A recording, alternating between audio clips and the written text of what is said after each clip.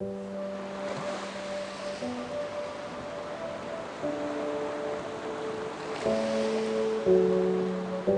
everyone, thanks for being here today and welcome to the second talk with Tara. So today's topic is my belief, my reality. But before we get on to the talk, I would like to give a quick refresh of what we did last time. So the last time's topic was manifestation. So we briefly touched on two major points. So the first one was how manifestation of a reality gets impacted on three basic levels. The second point was the quantum laws, which is basically the law of attraction. So this law states that whatever you are thinking and feeling, you are then experiencing on the outside. So for me personally, actually, I was talking to Tara about this for the past 2 weeks, was my take home from last time's talk. So like when something not nice happens to me, so instead of me reacting to it, I should ideally look at why it is basically getting to me, and fix that. And once I fix it inside of me, my outside reflection then changes to match what I truly desire.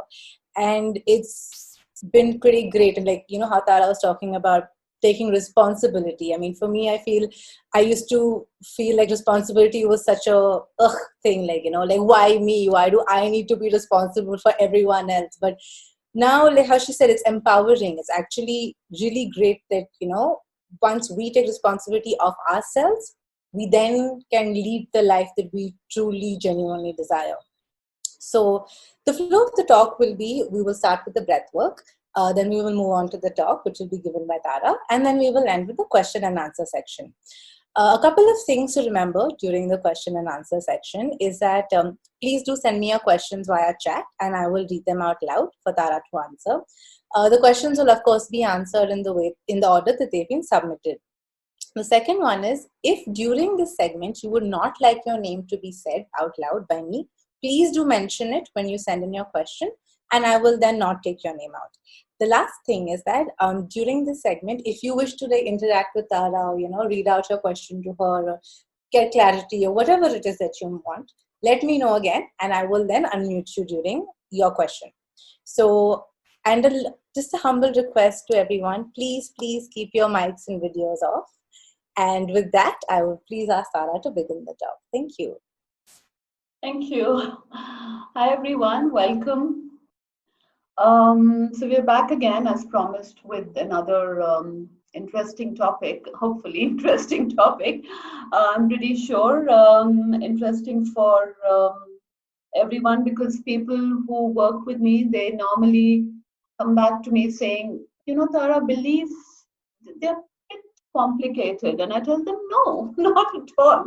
So what we would do is, before we get on to understanding what beliefs are, I would definitely want us to just kind of bring our energies into balance, by way of breath. However, I wanted to tweak the topic a little bit, because this morning I was thinking to myself, I said, it should be my belief, my powerhouse. And you would know why I said that as we move into the talk, yeah? So let us first start off with some breath work so that we bring our energies into balance. And you can close your eyes if you wish to. That just enhances the experience. So just closing your eyes, and let's start off with some nice deep breaths. Breathing in.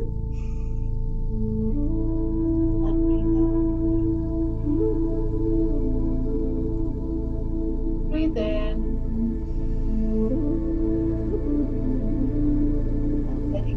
And letting go of any thoughts, any worries, any anxieties that may be holding space. Breathe in and release. With this in breath, just visualize a beautiful ball of white light at the base of your spine, and with your breath,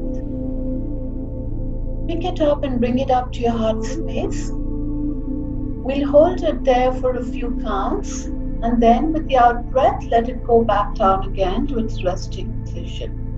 Let's do that. Breathing in, hold, hold, hold, release. Breathe in, holding it in the heart space, beautiful white light, and release. Just continue breathing as I'm speaking. So this ball of white light is your consciousness, and for most of humanity it resides somewhere in the lower chakras. With the breath work, we are going to be lifting it up and trying that it starts to remain in the heart space. If you're able to do this practice every single day, you will find that you're beginning to reside more and more in your heart space. The path that this light takes to reach to your heart is called the Shakti path. So, breathing in, holding it in the heart space, hold, and let go. Breathe in, feeling it nice and expansive, and the heart is brightly lit. Beautiful white light. And release. Breathe in, seeing it move up through the lower chakras and finally coming to the heart space. Tuning into the heart and feeling the expansiveness. And release. Breathe in, hold,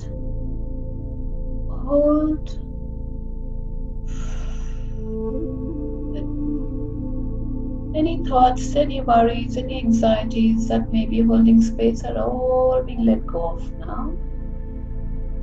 Holding in the heart space and release. Breathe in.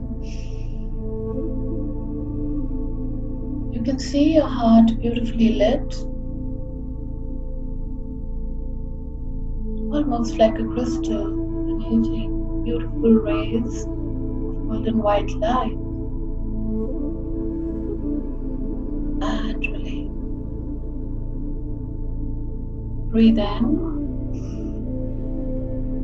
holding and feeling this beautiful light surrounding and covering your entire being now,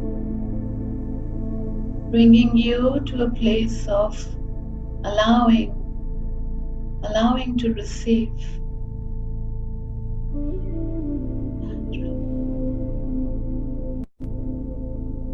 Breathe in.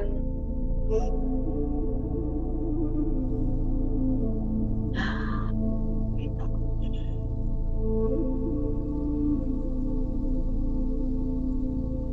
Breathing in just a few more times. Hold, feeling the heart beautifully expansive, nice and fluffy, and release. Breathing in and let go. I would like to set an intent here. If you wish, you can repeat after me. I claim my right to living the life of my highest excitement from here on. I claim my right to living the life of my highest excitement from here on. I'm claiming my right to living the life of my highest excitement from here on.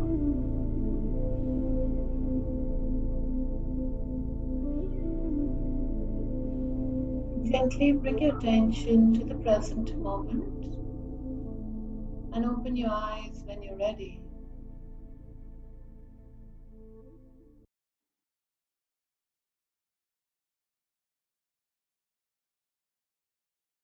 Thank you.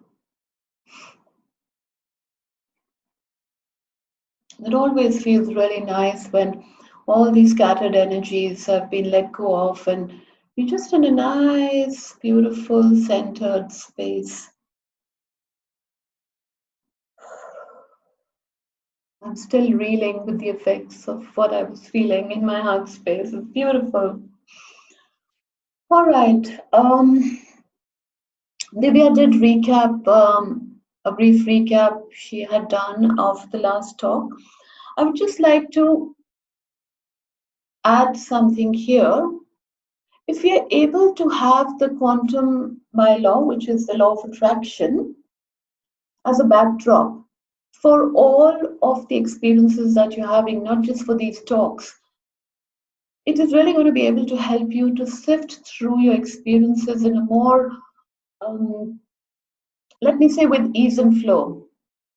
Because when you're with the awareness of that everything is energy, including you and I, and you are aware of what is it that you're holding inside you by way of the feeling and the fears or the doubts, you know what is being reflected back. Yeah, reflected back, which means it is your reflection, can be changed. So more and more awareness of this is going to help you not attach so strongly with the outer. You will be able to be more in a space of ease, let me say, and not hold on to the story, because outside is nothing but a story, right? It's a story that is being told by you and reflected back to you. So if you're able to understand that, it'll really help us. So I tell people, if you're able to sleep, eat, drink, breathe, live quantum, then life would be so much more happier and simpler. So, with that being said, my belief, my reality, I would like to just explain what beliefs are and how do they come into being, especially for those who are new and they do not understand um, the energy, language of the energy. Yeah? So let's say you're having an experience, and whatever it is that that experience is making you feel, or you're having certain thoughts due to that experience, you're acting out, because of that experience. These emotional responses are the contributory factors to have a belief come into being. Now, not just one experience will have your belief fully formulated and ingrained. You'll need numerous such experiences with similar emotional responses to be there for the belief to be fully templated into you. So, um, a belief can be positive or something which is not really so positive, which means it's not going to be serving you. So, let me give you an example of a belief which is nice and healthy and you would want to have it and not do anything about it. Somewhat like, I have this uncanny luck and I'm always saved at the nick of time. So you definitely want to have that belief in place, so as to be supported by life fully. And a belief that you would want to tweak and punch holes in would be somewhat like, I'm not enough. So it can be, I'm not good enough, I'm not worthy enough, I'm not important enough, I'm not loved enough, and any of that.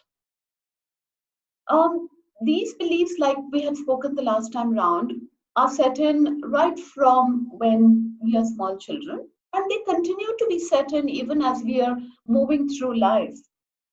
Based on the intensity of the emotional response, the belief will be strong or not so strong. So I'll give you an example.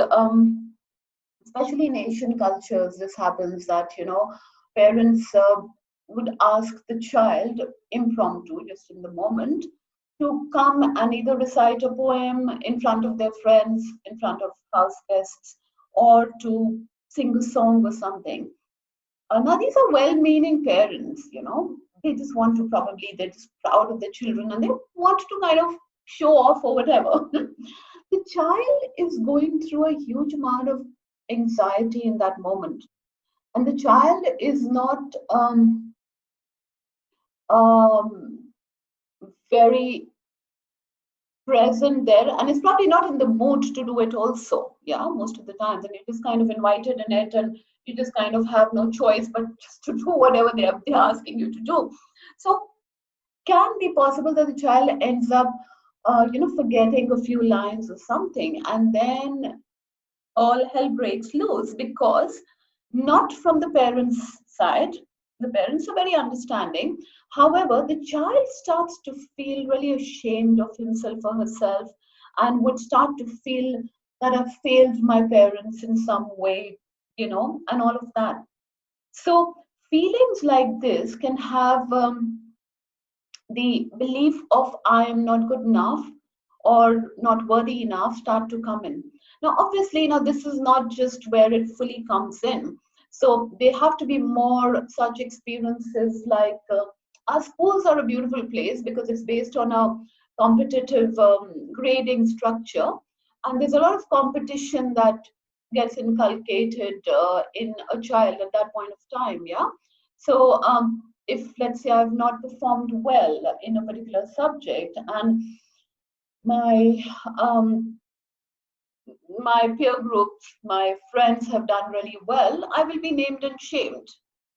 Or if if I'm not being able to kind of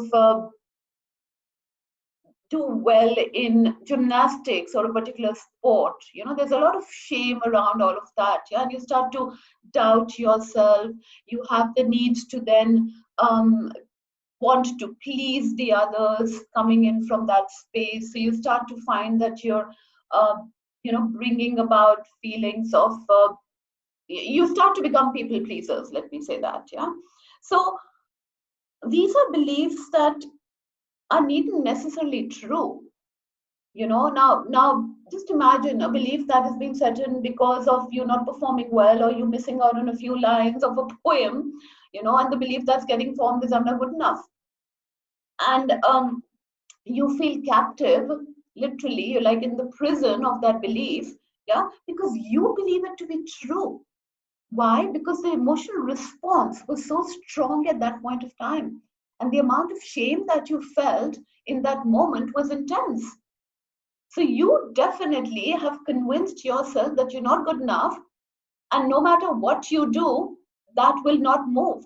So anytime you find yourself going out and doing stuff, you'll have this feeling that will continue to be there, you know, and that will continue to say, no, I'm not good enough. No, I cannot get this. So, so now you know what beliefs are, you know how they are formed.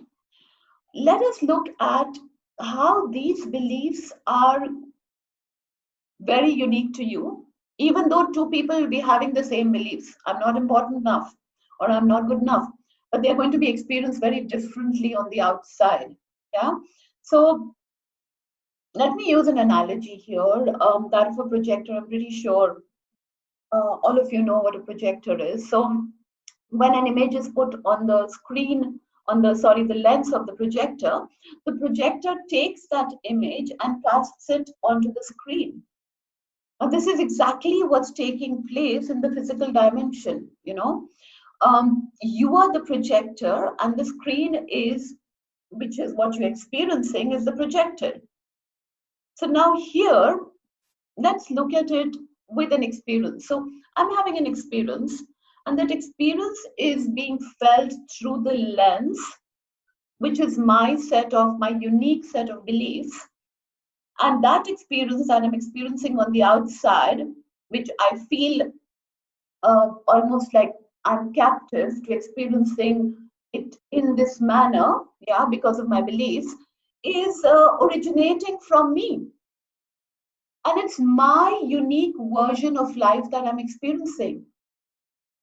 So, whether it is two of you who are having the same experience, so you're co-creating an experience with someone, they will have their own set of unique beliefs, and those beliefs will be then reflected on their screen.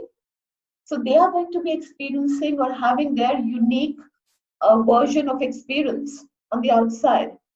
Yeah. Now, let's take this example further, and let's say you're in a relationship with someone and you have a belief which says, I'm not important enough, and your partner also is carrying the same belief. And let's say they are having a very high pressure job, and they have been missing out of late on date nights or birthdays or anniversaries or whatever. And you carrying the belief of I'm not important enough, you can imagine what's going to happen. I'm not feeling important enough, so I know, and I have this feeling, and it's so true to me, because I'm not important to you, you're doing all of this to me. So all hell breaks loose, and I'm going to be oversensitive, and I'll be cranky, and I'll be angry, and depending on how long the scenario carries on, I can end up kind of calling it quits as well. So, and on the other hand, your partner is also carrying the same belief, and they feel that I'm not even important to you, that you could not even have a decent conversation with me and speak to me and tell me that this is what you're feeling, and all of a sudden you just want to end it, you know. So I don't mean anything to you. It's so easy for you to just let go of me. So you're seeing how these beliefs can actually bring about a breakdown in relationships and cause issues and all of that. Um, I would. I'm just thinking if there is anything else that I would want to cover on beliefs. So it's very important. Yes, it's very important for us to have our beliefs in alignment with our desires. That's what you've come to understand out of this whole 15 minutes of ranting that I've been going on with. So let's say that I'm in a corporate scenario, and I'm a corporate slave. For those of you who are working out there in the corporate still, and I want my freedom now. I'm done with corporate slavery. I want to launch a successful business of my own, and I have a project that I worked on, and I'm finally ready with it, and I launched that business. Now, what's happening is that um, no matter how much of whatever I'm doing to ensure that it works, it just is not taking off. Now, what is happening here? Your beliefs around maybe success, maybe money, maybe freedom are what is sabotaging the reality on the outside. So, let's say you have a belief around success which goes like this, that if I'm very successful, I won't get enough time for myself. And could be possible this belief got formed because one of your parents were that way and you did not get time with them. So that has caused you a lot of trauma. And that's the reason this belief came into being. You would ensure that you keep away from success no matter what, because you don't want to do to the other what has been done to you. So in that moment, there are two of you who are, at loggerheads with each other. Of course, no guesses which one is going to win. The one where there is more trauma, there's so much of pain, where it's like, no, I cannot do this to my loved ones, what was done to me. So I definitely do not. I'm not going to allow this business to take off. My conscious desire, reality, mine is saying, I want this. I want this. This is what is my desire. And looking at all ways and means to get it. It's just not happening. So I think enough of me going on. I would want to invite someone here who has been a long time client of mine and has become a very dear friend. His name is Ori, and he's been going through huge amount of stuff all his life. And the beliefs, of course, were the ones that were creating all of that. So when he got that awareness and he started punching holes in those beliefs, that was when things started to shift for him. His responses needed to shift for the outer to completely start to change. So, Divya, can we invite Ori to share his experience with us, please? Thanks.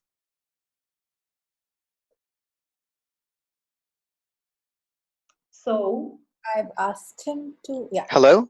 Hi, can hi. everyone? Yeah, can you hear me? Yes, Ori, we can. Thank Okay. you. Yeah, thanks, Divya and Tara. That was so beautiful. Thank you. Yeah. Hope everyone can hear me. So, so my beliefs, right? They were driving me crazy, and my beliefs of not being good enough drove me to comparisons with the other, and the other could have been anyone. So it could be any family member. It could be anyone on the road outside. My belief in sight invoked a feeling of this competition inside me. And so anytime I would like come across someone, I would feel that intense need to always just compete, always compete. It was so strong that it kind of almost possessed me in that moment. And I used to go through so much jealousy in the moment and irritation and all of that. So see, I'm feeling kind of nervous right now. It's Now, fine. obviously, my my belief got formed because of it. This belief of mine got formed when I was being abused from around 3 or 4. I was such a small child and I was being abused, and that abuse made me feel not good enough. It made me feel so horrible about myself, as if I was like nothing. It made me feel less than, and it induced so much fear. So all I could see life through was from these lenses. And now, when I'm going through this inner process that I was introduced to by this amazing lady, Dara, I realized that all these beliefs are just nothing but stories that run us, you know? And after doing this inner work and inner process, I started to offer gratitude to those people who are helping me see those beliefs. And me becoming aware of those beliefs is what is helping me emptying out all of it. I feel life is just supporting me now because of that. I feel everything is coming forward and helping me and supporting me. So my entire way of looking at life has totally shifted. My total attitude towards people has shifted. And I now am in this whole state of gratitude that I continue to thank people now whenever they make me feel pained and make me feel whatever, because I see that as only the outside being only a reflection of me, of what I hold inside. And I just continue to bless them. And that's about it. And finally, the outside is miraculously beginning to shift as I'm continuing to give gratitude and blessing them. And also, guys, thank you so much for listening. Hope that made a lot of sense to you. It's a very painful process for me, at least, but I assure you that anyone can come out of it. And I'm someone who's seen abuse my entire life. I'm coming to this space took so much of courage, determination, just a willingness to change. And we all have that ability to change. And yeah, thank you so much. And we can do this together. Cool. Thank you. Yes, absolutely. Yeah. Thank you. Wow, that was awesome. That was really Thanks. awesome, Yeah. Maureen. Yeah. I hope that helped. Yeah. Yep, yeah. Mm. Okay, beautiful. So, yeah, it's quite an intense. It's not easy when we've gone through lifelong of abuse and all kinds, mental, emotional, sexual, physical, every kind of abuse, and really kind of takes a lot of courage because you're broken by then. You know, you're just broken and you're hopeless, and you don't know how to put your life together and start to move on. So it does take a lot of courage, and but whoever is here right now in this lifetime, believe me, we all of us have come down with tons and tons and tons and tons of courage and so much of support. So yes, bring it on. Shall we move to the question answers, Divya? Yeah, sure. Last time the questions were amazing. We had some awesome set of questions. So yeah, do we have any questions as of now? We have two right now from Dheeraj. Okay. So should I read them out one by one so then you can answer them accordingly? Okay. So the first one is, what do I do to attract a suitable companion? Basically, a suitable relationship. Okay. That's it. Yeah, that's the Okay. first question. Okay. Relationship area. One of the challenges for quite a lot of people. Um, so, Dheeraj, you would need to look at your beliefs around love, relationships, and sexuality. These are the three areas that comprise relationships. We have a lot of trauma in these areas. Now, this is a big deal that you down here with, and if you find yourself having an absence of companionship in your life, of course, the beliefs you've understood that needs to be looked at. What are your beliefs around love? So your definition of love will be needing to be looked at. Um, for me, I had a very interesting definition of love, which was I could experience love only through pain. So I was, when I was visited by love in one of my meditations, and it took a form of a being of light. So it told me that your attachment is not to love, but to pain. So your way of experiencing love is through pain. So remove your attachment from pain, and that entire um, definition falls through the cracks, and then you're able to experience the love on the outside. Now, we are a planet full of people moving around with our heart totally closed. I would almost say that we are akin to just being numb completely. Yes, we continue to say I love you and interact with people and be there and all of that, but do we really mean that? Do we really genuinely feel that connect with the other? It happens very few times. Yeah, if you would have to probably count it on your fingertips, it'll be like very few that you've ever connected with someone. So your heart space is what is closed, which needs to open up for you to then allow that love to come into your life. And the first thing is, the law of quantum says what? Giving it to yourself. Because the outside is only a mirror, it's reflecting that emptiness from within. So you need to give that love to yourself for you to be able to. So you've heard about self-love, self-love. A lot of people continue to say that. I've also said that so many times. So what does that mean? That means acknowledging yourself. That child who was kind of pushed away by the parent, if the child has done something, or the child who ended up feeling ashamed because of being sort of a failure, that I failed my parents, that child needs to be acknowledged. So you're not being able to feel, yeah, is coming from your empty space, which is coming from your unacknowledged aspects of you and hurt, wounded aspects of you. Once you concentrate on the inner, not the outer, chasing is not going to do anything. They will just keep either moving away from you farther and farther. So it just needs to be given to you, yourself, by you. Only then it will be reflected on the outside.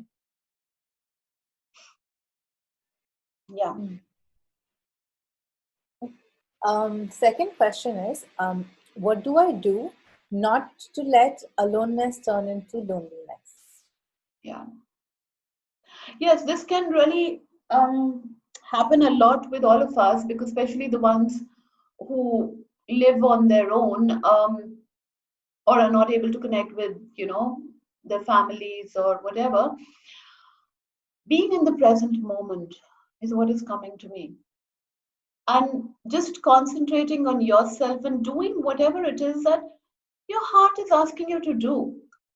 So, which means let's say you're all by yourself at home. So, and again, I'm going to be giving my example. So I've been alone all by myself for a very long time, and now I'm very fortunate to be staying with the family. But when I was all by myself, and I used to, on weekends, desire that I would probably be able to, go out, or because the weekdays are nicely occupied, the weekends were the issue. So what do? Everybody is busy with their family, and weekends are family time, so nobody would want you to interact with them or come over or go out or whatever. So I decided that I'm going to make the most of it. I decided that this is my time to enjoy. So, what is it that I enjoy doing the most? And I said I do not give myself permission to be feeling alone any longer. So, what I started to do was I would just sit by myself, watch a movie, get some, because I loved ordering food from outside. So, get some food from outside. So, that would mean no cooking. Probably, I mean, I don't kind of drink any longer, but at that point of time, it would be a bottle of wine and just enjoying whatever it is that I'm watching, and enjoying my meal. So enjoying the now moment and making the most of it. Again, what is it doing? It's going to make you feel less alone, make you feel happier in the now moment, which is then going to reflect back what to you? The same thing. So you'll have more experiences of togetherness with people. See, it's all within, yeah. So you need to be able to work your way inside out. It is connected, yeah. It's the outside is not separate to you. So making the most of whatever it is that you've given right now, and ensuring that your vibrations are nice and high, because that is your currency. That is what you're going to use to be able to create the next moment. Yeah. Thank you. Actually, that thanks, Dheeraj, for that question. That made a lot of sense to me as well. Okay, so the next question is by Rohit. His question is, how do I stay in the present moment? We are taught to be future focused, get educated to get a better job, earn more. Save for a rainy day, get insurance, life, health, critical, to protect the family and yourself, just in case anything goes wrong. All about what could happen and not staying in the now moment. So, how do we stay in the present moment? So the future and the past are existing where, Rohit? It's only in your memory, yeah, in your database, here, the storage house. The present is the only moment that's existing. Yeah, you heard that. So yes, we've been told all of that. Yeah. However, it's time to drop that story now. That was only an old story. That was told from the point of view of Newtonian physics, when that was what was operating. What is that? That you need to create causes on the outside to then be able to have effects. Which means you have to do this.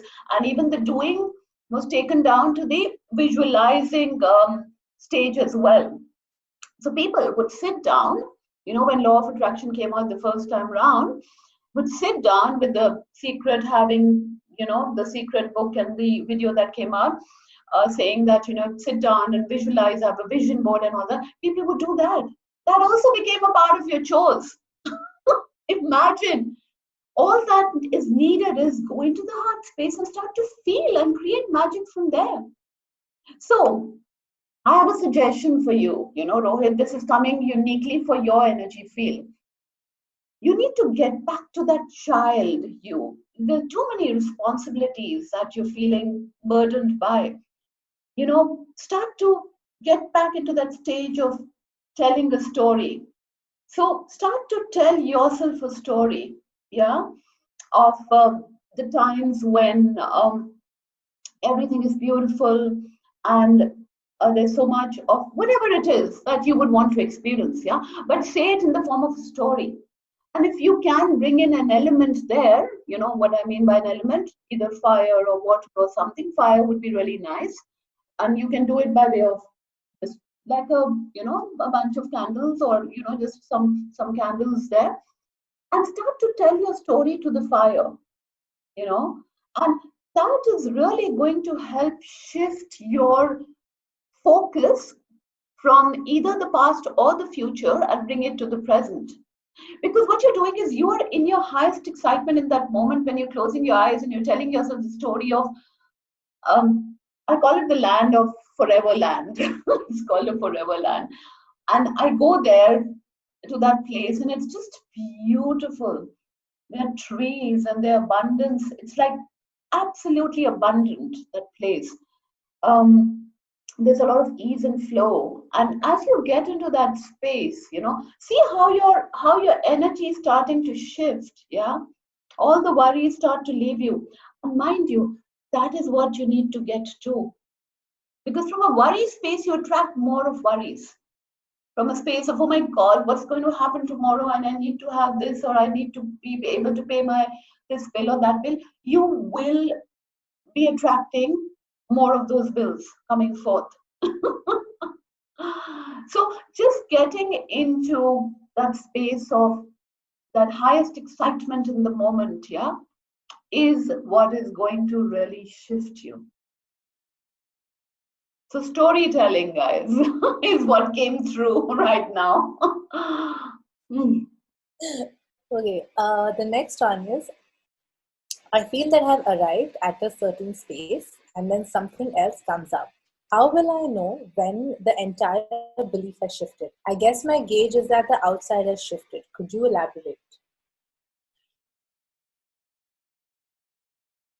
I know that those of us who've been on this journey for a very long time, we do get into this mode of continuous process of clearing and cleansing and going within and looking at the beliefs and seeing if there is something more there to be looked at and all of that. So finally, you have to say, okay, I think I'm done now. So the outside, when you say I'm done, there can be a time lag between the outside manifesting I am done space, you know, which means whatever it is that you're desiring coming, you know, being reflected back to you and you experiencing that. So that between the time where you're feeling you're done to the time where you're actually starting to experience it, that can be a fact, because this is in the physical manifested 3D reality. There is a time lag. Yeah, so it is done, yes, at another level, but by the time it gets pulled down to the physical plane, there can be a time lag. So the thing here to do is just staying focused, not getting into a space of feeling hopeless. Hopelessness in any case is not going to come if you are done. So from a space of when you're fully done, you just very what is the word that I need here? You're very content. You're satiated with life. Whatever is beautiful. Even if it is, if you're experiencing some amount of lack, you're blessing it. You're saying thank you because you're showing me stuff about myself, and you're continuing to thank everything. So staying in that blessing mode is finally going to bring about that change. Why? Quantum law. That's about it. It cannot be any other way. The same way as the law of gravity, yeah, you can't deny it. It's there. Similarly, this, you just can't deny it. It's there. So yes, it does happen, but during that time, you need to be watching your space, seeing you don't get into a space of impatience. Hopelessness won't come, but impatience can come. A little bit of impatience can come. So you just need to kind of, you know, breathe in, thank that impatience also. Yeah. So it's all about gratitude. The way Audie shared his experience, it's been such a game changer. If you're really able to give gratitude to every single bit of everything, the outside has to transform. Did I answer that question fully, Divya? Yeah, Okay. it did. Especially when the impatience part came, because that happens to me also. And yes, the person did say it made sense, but Yeah. that you did answer it completely. But yeah, I think the key point for me, if I may add, is that the impatience. Like, when Yeah. you said, like, yeah, you feel happy, but then it's not materializing yet. So that part's nice. Yeah. Okay. So the next question is the beliefs in childhood traumas, which a person get, are coincidental or they come as a result of past life karma. Okay. So, of course, do we believe in past lives or not? First, let me just speak a little bit about that because some of you may not be believing in past lives. So, for those of you who are not really on the same page that past lives are there, the the way you can see it as you being an extension of your DNA. So by way of that, through the DNA, you have inherited certain ways of being, certain karmic patterns, yeah, to work through. So your beliefs are not being carried through past lives. Your ways of being and your certain lack, yeah, is being carried from there. However, the beliefs are the ones that will make, so that's a very important ingredient to that recipe. Yeah. So let's say for a dessert, it's the sugar for you, literally your belief. It's going to make that get fully imprinted on the screen of life, and then you experience it. So your beliefs are getting formed here. Your ways of being, certain ways of being, are coming from your past lives, and your karmic patterns are coming from your past lives. But the beliefs are very much getting formed here, and that's all in alignment with. So it all comes in hand. So it's basically the kind of parents that you're going to be having, which is again going to be your choice. The kind of situations that you're choosing are all in line with those beliefs that you are going to be needing. So let us start to see them as a tool, yeah, an instrument to work through all of the other gunk that we have carried, yeah. That you're going to be needing for you to be experiencing that on the outside, because the outside is a reflection. Then it draws your awareness to what is happening on the outside. And then what is going to happen is it does what? It gives me an opportunity to change that outside, right? So, in a sense, we should also be grateful for our beliefs because, Yeah, it is actually anything and everything is a tool. Yeah. When you step into that space, you start to feel beautifully supported by life. So even your challenges are actually a support.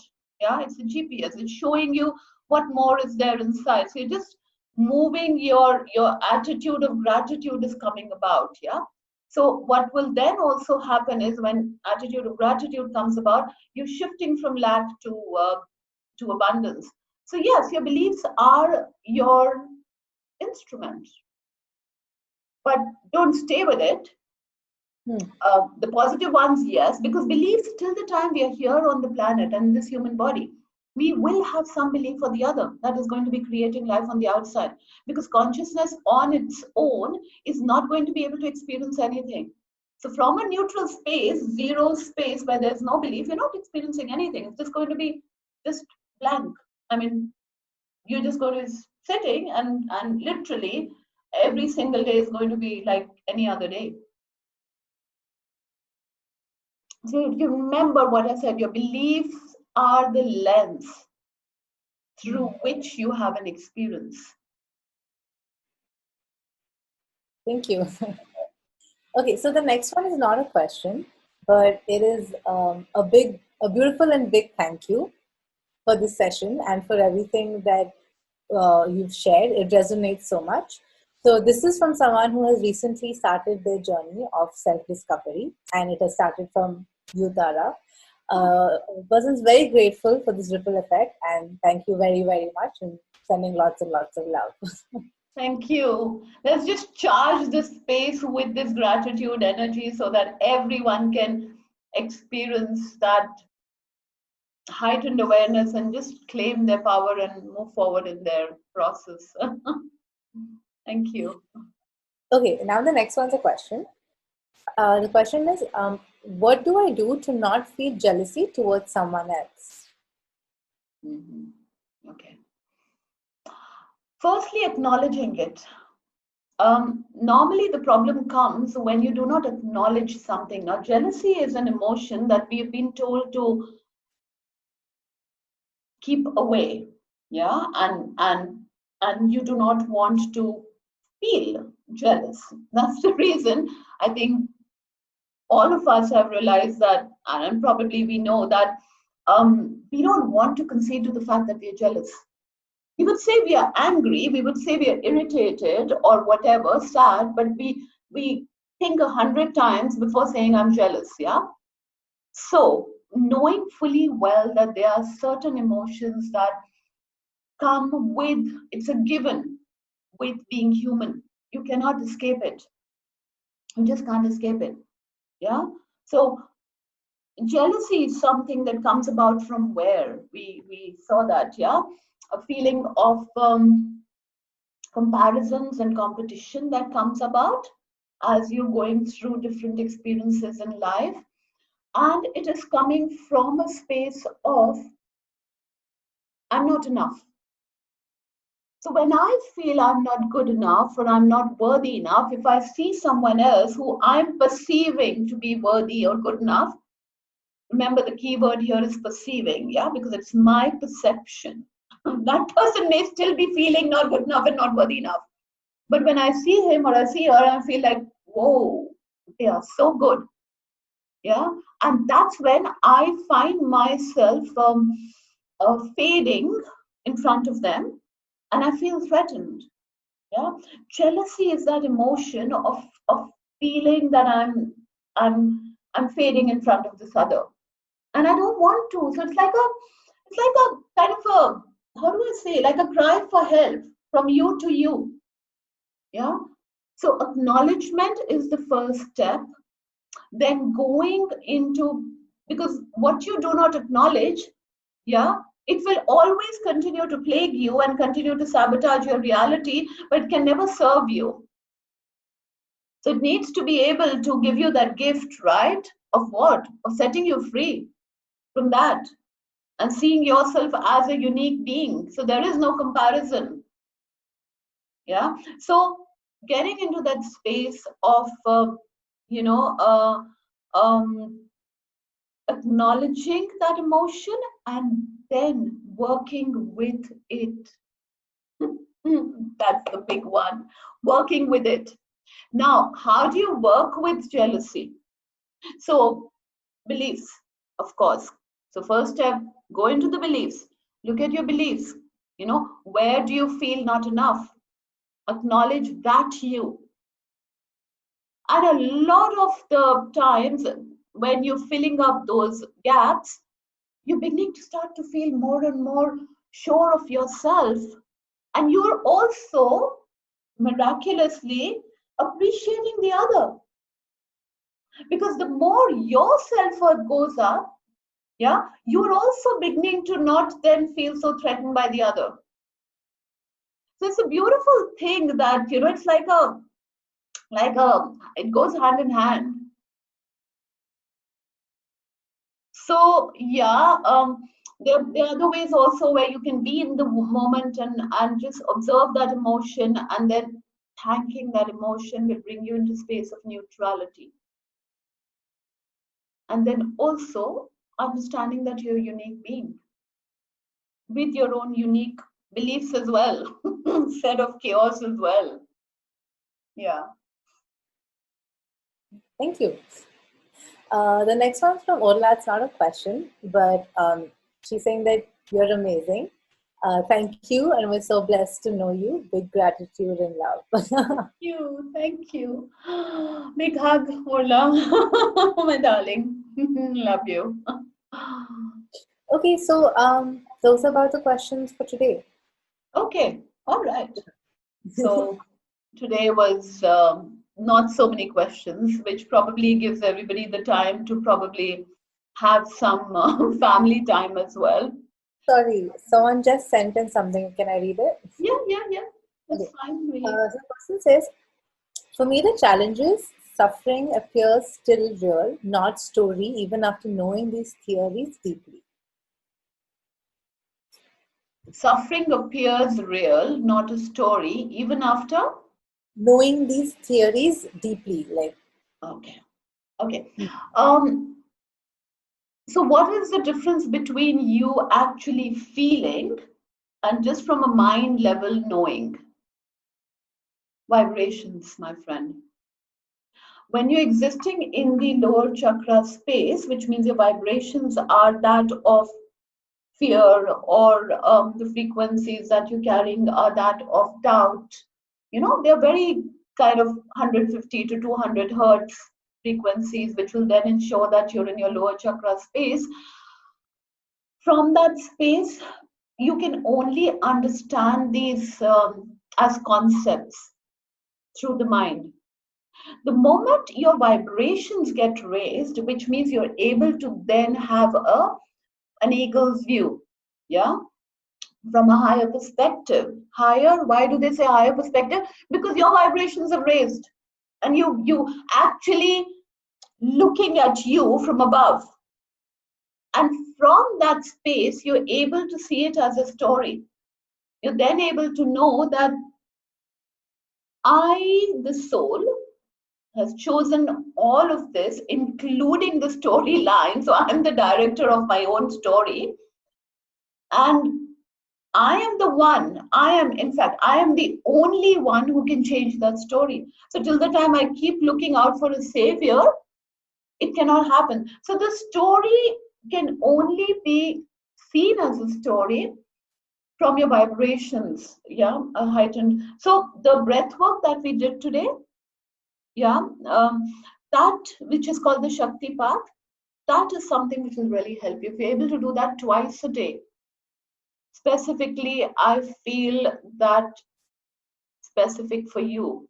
Yeah, I'm catching the energy and I can feel that it's specific for you. If you can do that twice a day, and from that heart space, then start to give gratitude to whatever, whoever has been there, done things, not done things, whatever, yeah. From that heightened awareness space, you will be able to see it as a story. So it's just got to do with vibration, nothing else. Because the mind is very much there and the mind is plugged into the matrix, and the mind is the one that's saying, keeping you stuck in the stories and saying, no, this is real. Whereas it's not real. It really isn't. Because we have lived so many lives. So we have a good 100 storylines playing. So which storyline are you going to connect to? Yeah. Okay, so there are two more questions. Can I read them out? Yeah, please. So the next one is from Dina. Her question is, how does one deal with expectations and non-acceptance from the same person? How does one deal with expectations and non-acceptance from the same person? Yeah, from the same person. Yeah, from the same person. Yeah. Okay. Interesting question, Reena. So expectations are coming from a wounded space, yeah, and because of that wounding, so the other is wounded and having expectations. That's the reason you're experiencing non-acceptance from that person, because it's that person's unique story. Having said that, does it mean that there is nothing within you that needs to be looked at? No, of course not. By the way of the quantum bylaw, everything is in you. So, what needs to be looked at here? There is non-acceptance of you by you, which could have come about from some childhood experiences. So you need to again go into inner child, acknowledge yourself, accept yourself, love yourself to bits. I mean, and fall in love with yourself. We continue to feel, oh my God, I need this partner on the outside. I want this love on the outside. What about you yourself? You don't even know yourself, leave alone fall in love with yourself. So the acceptance, when it comes on the inside, when you've fallen in love with yourself, the outside has to shift. And it's no miracle, it's a law, a scientific law that's operational here on the planet. So the outside then shows to you only acceptance. Yeah. So the expectations from that person is coming because you haven't accepted yourself. That's the reason. The person is holding expectations. So am I saying that the person is going to finally drop expectations and just be there for you? Well, even that can happen. Even that, I've seen even that happen. And yeah, we can call it miraculously. However, it could also be that that person falls through the cracks and there's someone else who comes in to match your unique vibrational frequency in that moment of love. Yeah, because you'll be vibrating on this beautiful frequency of love, right? And from a space of feeling whole. And the heart would be nice and expansive, full of love. What do you think is going to be reflected back to you? Love and acceptance and the works, whatever it is that you desire.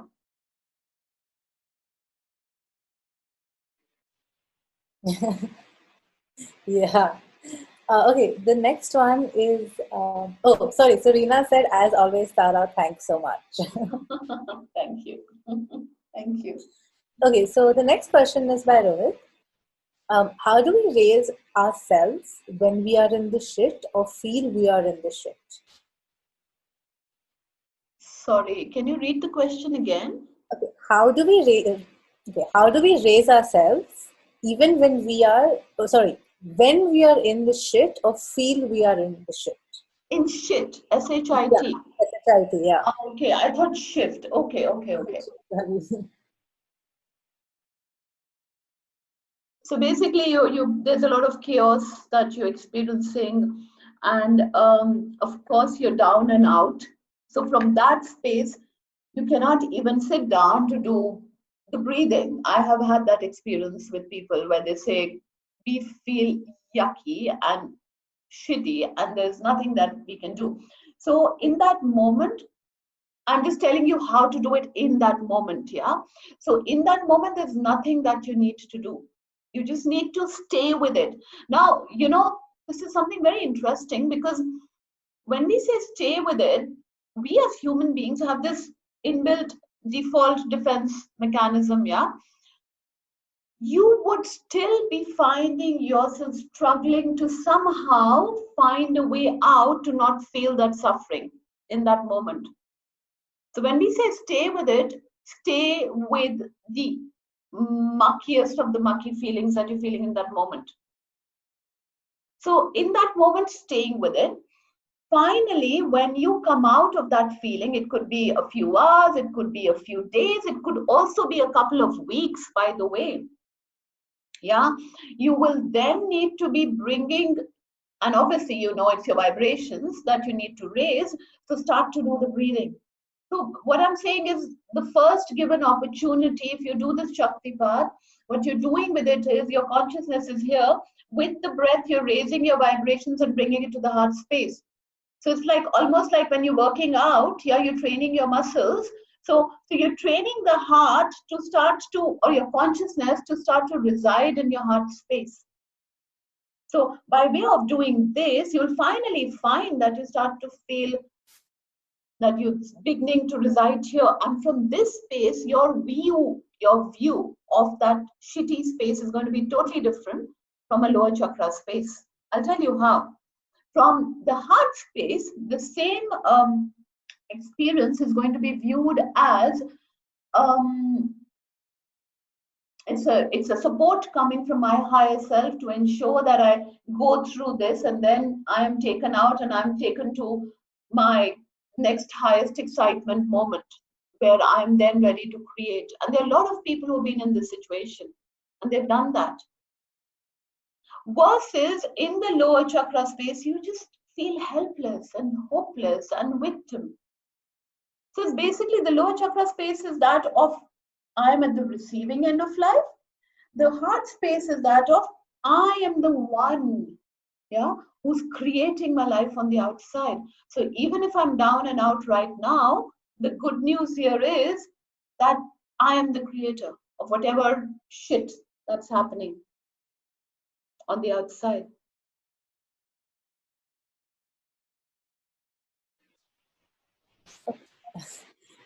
Okay, so the next one's not a question, but it's Rishika who says thank you so much and that the session means a lot to her.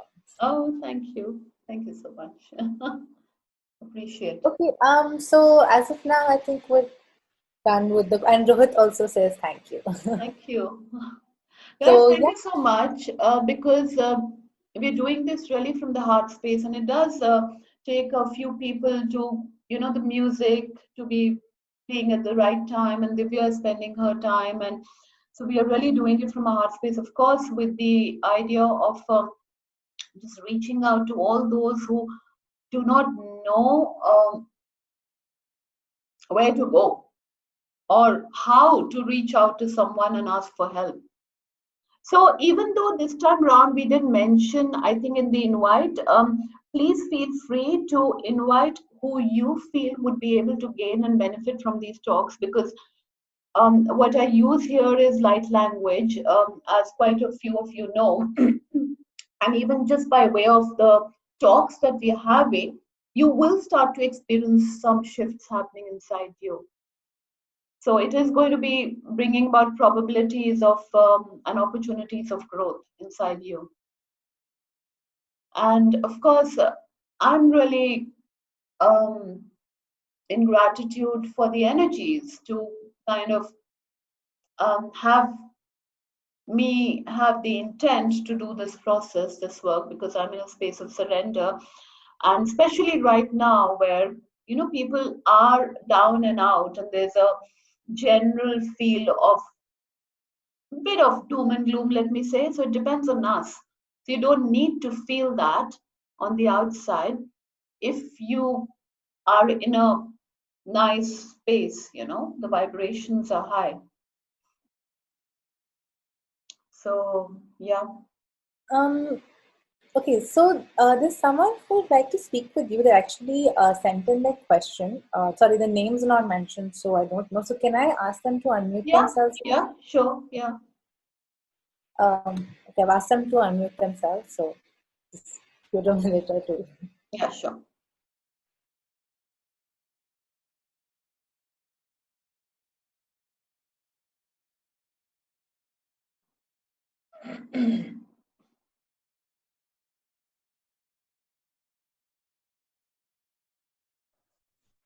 So I don't hear anyone. Hello, Hi. hello. Yes, hi. Hello. Uh, am I audible? आवाज आ रही है मेरी? आवाज आ रही है, हाँ, absolutely. Okay. So my query was, I asked earlier the question that what's the role of karma? Because we believe generally that the past life karma, mechanically we come and bear our karma and go unless we make effort to evolve. Mm-hmm. So due to laws of nature, we uh, uh, uh, keep on reaping fruits of karma and go. So the childhood traumas create beliefs and programs of this life. Yes. But how much load of past life is there, and how much load of this life is there in making of what our adult life is? Okay, okay. Okay, I get your question. Yeah.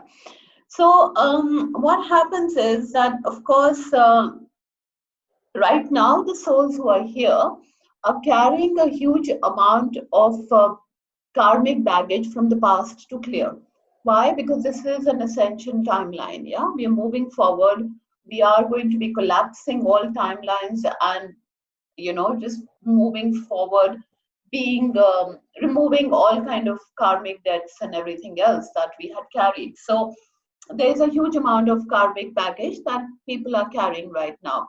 So the karma that you're carrying from the past lives makes you choose the current life, makes you choose the experiences of the current life. Even the people who are going to be giving you those experiences, be it that of pain or happiness, are being chosen by you. Yeah, they've been placed by you so as to help you through the karma. So as you come into this life, having chosen those specific set of parents and family members and all of that who are making you feel not good enough, as you're having those experiences and you're setting the beliefs in place, yeah, the adult life, of course, is going to be experienced through the lens of these beliefs. So these beliefs are the place which is the starting point. So karma in itself is sitting there, yeah, waiting to be walked through. And what do we understand karma? What goes around comes around, clearly. That means the first and any code of conduct that you should start to have is do no harm to any sentient being. Yeah. So wherever, so you're already beginning to neutralize that karmic impact. Sorry. Okay. Yeah. So Yes. what's happening is when you're beginning to neutralize that karmic impact and you're beginning to look at your beliefs as they start to break down, the karma also starts to melt away. So it will not hold you then. Okay. So, as we break down our beliefs and programs, karma also starts melting. Yes, karma would start to melt away. For it, our own effort is important, or divine grace has a role to play, whether without some divine grace, I can work out if it of my own. So, of course, it's a co-creation process. It's you and the divine grace, which here is the higher self that's working with you. Yeah, so it's a co-creation between the two beings. Now, how do you invite the divine grace? By holding that code of conduct which says do no harm to any sentient being. Because only then you are saying that, because the beings that work with you would be working with you if you're having a, when you're in a space of not all about myself, not I, me, myself, but in a space of creating value on the outside. Yeah, in a way, by not really going out and doing some work, but even by way of just your interactions with the other. So yes, you will be able to the karma that starts to melt away is by way of a co-creation of the process. Okay, so that is it from my side. Thank Thanks a you. lot. Thank you so much. Thank you. So, As of now, we have two more questions. Would you like to finish both of them? yeah, sure. Yeah. Okay. So the next one is from Bindu. So her question is, how do we make others see the importance of the inner work? Does it only happen when they reach the saturation point where they can't take it any longer? Or is there a way that we can help them before they reach that point? So actually, Bindu, the higher self of that person is exactly engaged in the same process, how to make the other person see the importance of the inner work. Whatever is your question, the higher self is engaged in that process already. So the higher self uses certain methods and methodologies to bring attention of those people who are still fast asleep, so that they can go within and start to do the work. So by way of pain, we were speaking about it in the beginning, that pain is a very big instrument that the higher self uses to kind of bring a person out of deep slumber. Yeah. So of course we are seeing a lot of job losses, for instance, right now. And I'm not saying that, you know, this is right or wrong or whatever, but all I'm saying is all those people's higher selves are co-creating this experience of waking those people up. So some of them may not still wake up because they are probably very young souls. Now, that waking up can happen by way of, and waking up also is happening in stages right now. So some are very much awake and advanced and are being able to help the others who are just waking up. So it's like happening in waves, you know. And there can be a possibility or a probability where there might be an event that probably happens which will then wake up masses, yeah, out of deep sleep. So you cannot really do anything because they haven't chosen it yet. So I just tell people, just send an intent out by way of prayers or whatever for that person to receive the help in the manner that they have lined up for themselves, you know, and that's about it. So don't kind of trouble yourself, because a lot many times we feel, you know, especially our family and our loved ones, you know, they're going through situations, and then you see them going through situations, you want them to see things in a different way because you know this is the way, you know that this is going to help them, but they just don't, they can't. It's not that they can't, it's just that they don't right now. That's about it. You just have to let them be. And whenever they will be having to, believe me, you cannot remain asleep. You will be literally shaken out of that sleep. You will not be allowed to just be. So I guess right now, just focus on your own self and pray for the other. However, just let them be for now. Thank you. Okay, so the last question is from Aratra. He asks if you could explain in more ways to meditate.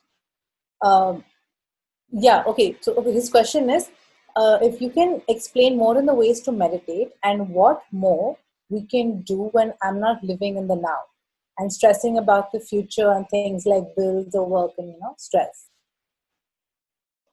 Eckhart Tolle. I love the guy's talks. He talks about the power of now. So why did I speak about him? When you start to, so your mind and your physical body needs some amount of training. When you continue to, you know, feed it similar sort of stuff again and again, again and again, it finally starts to understand it. So by way of listening to these kind of, or reading The Power of Now, or listening to the videos and stuff again and again, and if you can do it for about 21 days, because that's how much time it takes to form a habit, your body starts to finally come into the now moment, yeah, as well.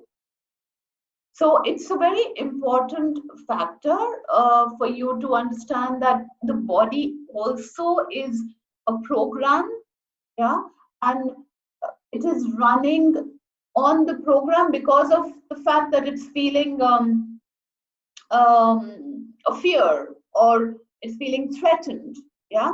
So that's what takes us away from the now moment, right? Obviously. So the way, one is the breath. The breath is a powerful medium, anytime you're feeling anxious, even if you just take a few deep breaths, you'll find your energies coming into balance. You'll find yourself calming down. Yeah. So the breath is a very powerful medium. If you can do this, the exercise that we did today, the Shakti path, and if you can do that once a day, that is really going to help you remain in the now moment. Also, like I said, listening to these things, talking to your own self, um, listening or reading something of the sort, yeah, which is going to just help you keep in the now moment. Because I completely understand, there's so many things that are happening, and you need to either you're existing in the past or the future, and that's where your energies are getting drained. In the now moment, your energies will never get drained. So the breath work is a very powerful medium. Listen to Eckhart Tolle's videos, and read, if you can, get hold of the book, The Power of Now. That's a beautiful one. And that's really going to help you, Aritra. Okay, then that's all the questions for today. Okay, brilliant. So thank you so much, guys, for being here. And I would want to leave you with just one thought to ponder on, which is it I who, by way of giving meaning to whatever, yeah, pulls it into my life, brings it into being? Is that the true nature of reality? Because we give it meaning by focusing on it so much, by holding it tightly, by feeling stuff around it. Is that just the true nature of reality? So, yeah, with that said, thank you so much. And yes, we would love to hear from you, feedback, whatever it is that you would want us to cover, more kind of topics. What would you want to hear from us? So, yeah. Thank you so much, Tara, for this. I mean, Thanks. Thank you, it's guys. two Thank talks, and I you. feel like amazing. Quick thing before all of us leave. So we'll be slowly moving, transitioning from sending the invites from WhatsApp to email it to your email. So please, if you've not RSVP'd and if you would like the invites, please do WhatsApp me your email addresses, and then we'll be sending the invite for the next talk in a couple of days, maybe by the next weekend. So please check your spam folders, and and we look forward to seeing you guys on the 18th. 18th. You already said the date. Interesting. Okay, thank you so much. Thanks, guys. You can probably unmute the mic. They may be wanting to say bye and thank you. So, Yeah. yeah. Okay. Thank you. Thanks. Thanks, Thank everyone. you so much. Thanks a lot. Thanks so much, Thank you, Tara. Tara and Thanks, Divya. Rina. Thank Thank you. you. Linda. Take Thanks care. a lot. See you on the 18th. Big Bye-bye. Bye. Thanks. Yeah, thanks a lot. Thanks. Thank you. Bye. Bye. Bye.